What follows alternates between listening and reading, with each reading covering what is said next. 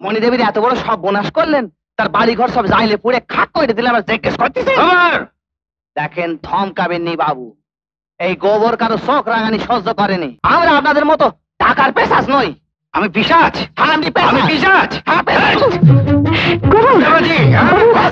গরিবের বন্ধু হতে গেলি, গরিবের সেবা করতে গেলি, দেশের নেতা হতে গেলি অনেক রক্ত ঝরাতে হয়, তবে সে পুণ্যের রক্ত। আর তোমার মতো নেতার গায়ে তো পাপের রক্ত। এই গোবর, হ্যাঁ কি এত ভাবতেছিস? কিছু না। কিছু না বললে হলো? তোর আমি চিনি না, নিশ্চয়ই তোর মনে কেউ দাগা দিয়েছে। কি রে, আমারে বলবি নি? পদ তুই ঠিক ধরেছিস রে। ওই তম সবাইকে কেমন সুন্দর লাগে, কত ভালো লাগে, তারপর কেমন যেন সব পাল্টে যায়।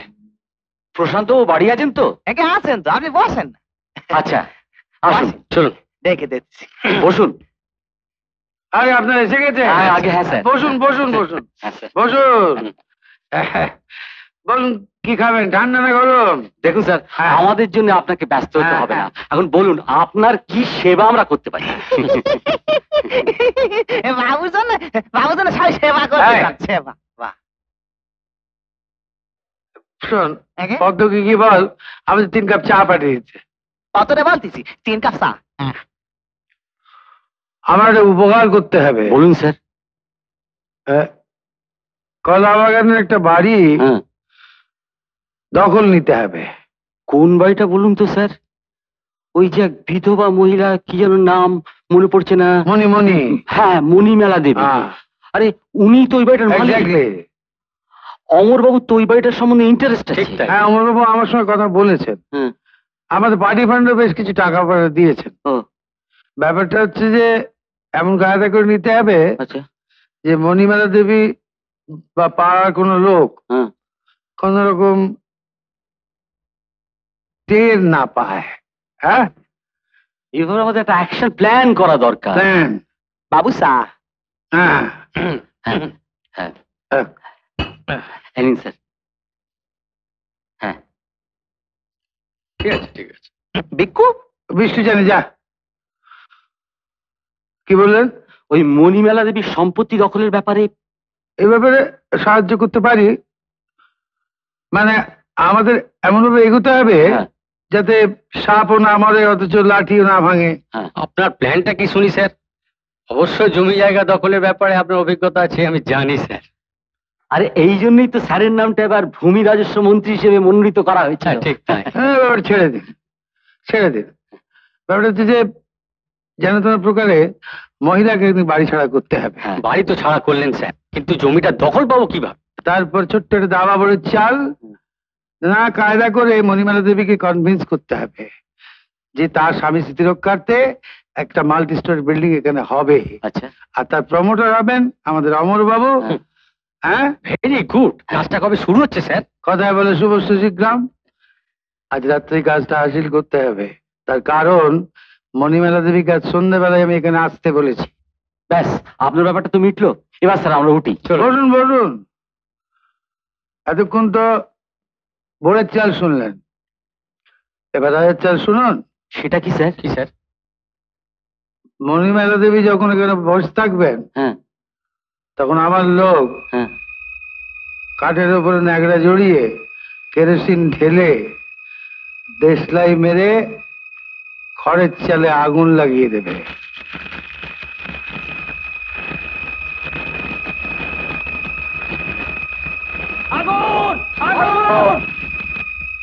আপনার কথাই ভাবছি, দেখি কি করা যায়।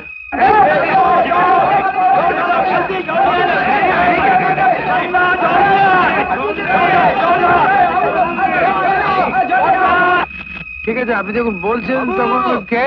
বাবু কে? বাবু বাবু, বড় বিপদ হয়ে গেছে বাবু। কি? মাঝি মাঝি, আপনি এখানে আর আপনার সর্বনাশ হয়ে গেছে। কেন, কি হয়েছে? আপনার বাড়িতে আগ লেগেছে মাঝি। সে কি, এত বড় সর্বনাশ কি করে হলো? ও কথা তো আমিও ভাবছি। কার এত হিম্মত আছে যে আমাদের মহল্লায় রাতের আঁধারে চোরের মতো এসে বাড়িতে আগ লাগায়?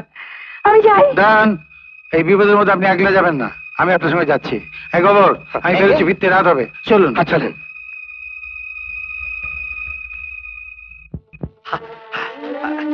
আসেন বাবু, আসেন। ওই দেখেন, এ তো পুরো ছাই হয়ে গেল। আসেন মাঝি।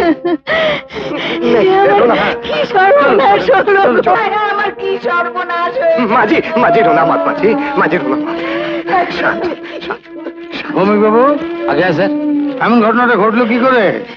অনেককে জিজ্ঞাসাবাদ করেছিলাম, কিন্তু সঠিক কেউ কিছু বলতে পারছে না। বাড়িটা পুরো ছাই হয়ে গেল। ভাগ্যিস ভদ্রমহিলা বাড়িতে ছিলেন না। আগুনটা লাগলো কি করে? সেটাই তো স্যার ভেবে পাচ্ছি না। কাউকে সন্দেহ হয়? সন্দেহ? না স্যার, ঠিক এই মুহূর্তে কাউকে সন্দেহ করতে পারছি না। আমার কি হবে রতনলাল, মাঝি? আমার কি হবে? মাঝি বাবু আছেন, বাবুকে সব খুলে বলুন। বাবু আমাদের গরিবের মা বাপ, একটা বন্দোবস্ত ঠিক হয়ে যাবে মাঝি। আপ রোনা মত মাঝি, মাঝি আপ রোনা মত। দেখুন, আমি জানি আপনার একটা বড় সর্বনাশ হয়ে গেছে, কিন্তু এভাবে ভেঙে পড়লে চলবে না। এই অন্যায়ের বিরুদ্ধে লড়তে হবে। মনে জোর রাখুন। কি করে মনে জোর রাখবো?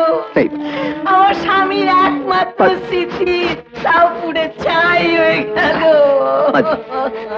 মাঝি আপনার স্বামীর স্মৃতিটুকু বাঁচিয়ে রাখতেই হবে, কি বলেন অমরবাবু? নিশ্চয়ই, আপনি যখন আছেন ব্যবস্থা একটা হবেই। আপনার কাউকে সন্দেহ হয়? এক প্রভুটা আমার বাড়ি দখল নেবার চেষ্টা করছিল। তাকে আপনি চেনেন? না, তার দালাল এসে আমার সঙ্গে কথা বলেছিল। এখন আমার কি হবে? মাঝি, আপনি কিছু চিন্তা করবেন না, আমি দেখছি কি করা যায়। অমরবাবু, স্যার, মণিমেলা দেবীকে আপনাকে যে কোনো একটা ফ্ল্যাটে রাখবার চেষ্টা করুন। কিন্তু আমি কোনো কিন্তু কিন্তু শুনতে চাই না। এর চেয়ে একটা বড় দায়িত্ব আপনাকে দেবো, আপনি পালন করবেন? আপনি বললে নিশ্চয়ই করব। শোনো রতনলাল, আমি ভাবছি মণিমেলা দেবীর স্বামীর স্মৃতি রক্ষার্থে এই জায়গায় একটা বাড়ি করব, এবং সেই বাড়ির সুন্দর ফ্ল্যাটে মণিমেলা দেবী থাকবেন। আর বাড়ি তৈরি করার দায়িত্ব অমরবাবু আপনাকে নিতে হবে। আর শুনুন অমরবাবু, এই বাড়ি তৈরি করার জন্য মণিমালা দেবী একটি পয়সা দিতে পারবেন না। কি রতনলাল, ঠিক আছে? আপনি গরিবের মা বাপ হুজুর, আপনার জোরে আমরা বস্তির লোকেরা জানে বেঁচে আছি হুজুর। ভৌমিক বাবু, দায়িত্ব আপনারও আছে। রসিক আপনাকে খুঁজে বার করতেই হবে। এত বড় অন্যায় কিছুতেই সহ্য করা যাবে না। আমার কি মনে হয় জানেন স্যার, অপরাধী আশেপাশে সাধু সেজে আমাদেরই মধ্যে কোথায় লুকিয়ে আছে। কে অপরাধীকে সবার সামনে হাজির করুন। আরে এই জায়গাটায় পুলিশ পাহারার ব্যবস্থা করুন। আরে নেই বাবু, পুলিশ পাহারার দরকার পড়বে না, আমরাই পাবো। কে রে কানাই, বল না, পারবো না? আমরা একাই 100 আছি। এই জায়গাটা ভালো করে পাহারা দিবি, দেখবি কেউ যেন দখল নিতে না পারে। ঠিক আছে, আমি সব ব্যবস্থা করছি। মাঝি আপনি শান্ত। তাহলে আমি চলি। আয় কত আয়, কোথায় চললি, কোথায় চললি? যেদিকে দোষক যায়। কেন? আমরা আর এ বাড়িতে কাজ করবো নি। কোনো অসুবিধা হচ্ছে কি? এই চোখের সামনে এত বড় অন্যায় আমরা দেখতে পাচ্ছি না। কি অন্যায় দেখলি? আবার জিজ্ঞেস করতেছেন কি অন্যায়? হ্যাঁ, মণিদেবীর এত বড় সব বোনাস করলেন, তার বাড়ি ঘর সব জাইলে পুড়ে খাক করে দিলে আবার জিজ্ঞেস করতেছেন? আমার দেখেন, থমকাবেননি বাবু। এই গোবর কারো চোখ রাঙানি সহ্য করেনি। আমি কাজের তোয়াক্কা করিনি, করিনি সব। খবরদার, আমার নামে কেচ্ছা চড়িয়ে টাকা খাওয়াবার ধান্দা? হ্যাঁ, সব টাকার জন্য আপনারা সবকিছু করতে পারেন, কিন্তু আমরা আপনাদের মতো টাকার পেশাচ নই। আমি পিশাচ? হ্যাঁ, আমি আমি পিশাচ? হ্যাঁ, পেশাচ। দাদাবাজি, হ্যাঁ? পেশাচ। দাদাবাজি, দাদাবাজি। বেরিয়ে যা, বেরিয়ে যা, বেরিয়ে যা বলছি। কিন্তু আমি আপনার মুখোশ খুলে দেবো। কি? আয় পদ্ম, আয় পদ্ম, আসপদ্দা, আয় আয়। মুখোশ খুলে দিবি? তা তা বলছি, তা কারণ দাদা এই কি করবেন, কি করবেন, বাবা। হ্যাঁ, কি করবেন, এই, কি করবেন? এই, এ আপনি কি করতেছেন? আপনি মানুষ জানোয়ার। জানোয়ার? আমি জানোয়ার? নে গোবর, মার ওকে, এই, মার, এই, মার গোবর। এই, এই, এই,